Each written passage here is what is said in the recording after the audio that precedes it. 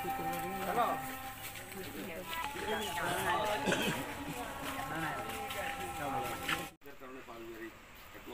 আমরা জানতে পারছি, এটা বিশ্বস্ত সূত্র, ওনাকে না জানিয়ে আমরা এখানে এসেছি। এখানে উপস্থিত আছেন আমাদের জননেতা গিয়াসউদ্দিন ভূঁইয়া, উনি আমার এমপি আছেন আব্দুল মালেক, উপস্থিত আছেন অ্যাডভোকেট সমীর কর, উপস্থিত আনোয়ার হোসেন, উপস্থিত আছেন বিভিন্ন দল, ওনার দল আসতো। আজকে অ্যাডভোকেট সেদিন নাই, আজকেও অ্যাডভোকেট বারুল্লাহ নাই, প্রসার করলে বোধ, যেহেতু সমিতি এখানে 1000-2000 শ্রমিকের উপস্থিত হতো, সাংবাদিক, কেউ পলিটিক্যাল লিডার, বলবো আমার সমস্যা নিয়ে আপনি মাথা ঘামাবেন না। বাংলাদেশের বহু জায়গাতে সমস্যা আছে, ফেনী জেলা সকল সমস্যা হাত দেন, আমি সহযোগিতা। সবাই এখানে অনেকটা আমরা বলতে দিতে পারতেছি না, কারণ আমরা অনেকগুলো প্রোগ্রাম করার পরে আমরা এখান থেকে ঐতিহাসিক এই বাড়িতে অনেক বাম গণতান্ত্রিক নেতারা এসেছেন। এটা একটা ঐতিহাসিক বাড়ি। আসলে আমরা এসেছি বিশ্ববিদ্যালয় এবং প্রতিবন্ধী আপনার ওই যে শাসা ওই যে লতিফুল্লাহ ভূঁইয়া সাহেব, হ্যাঁ, আপনাকে আমরা রাজনীতি করতে, ওনার শাসা লতিফুল্লাহ ভূঁইয়া আমাদের নেতা ছিলেন। তো আপনি ভালো থাকেন কেমন?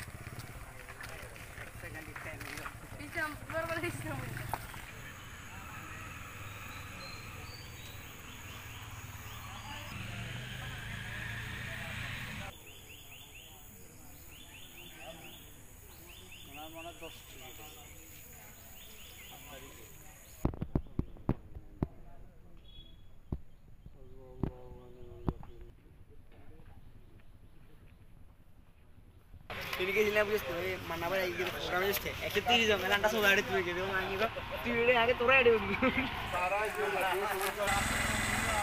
বয়সও বড়, শিক্ষাও বড়, আমাদের জীবনটা বহু শক্তি।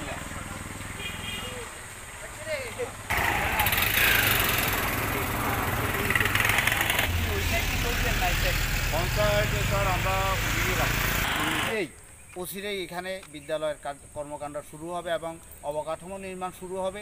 তা আমরা আজকে 8 জুলাই 2024 সালে এখানে আমরা উপস্থিত হয়েছি। আমাদের সাথে আছেন সুইট বাংলাদেশের সেক্রেটারি, আমাদের ফেনী জেলার রোডের পাশেই এবং রাস্তার মুখেই এই বিশ্বশতক সম্পত্তিতে এখানে অচিরে ফেনী জেলা প্রতিবন্ধী কমপ্লেক্স বিদ্যালয় অবকাঠামো তৈরি হতে যাচ্ছে।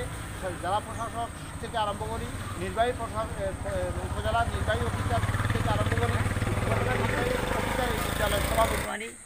বর্তমানে নাম হচ্ছে বিশেষ চাহিদা সম্পন্ন ব্যক্তি। এই বিশেষ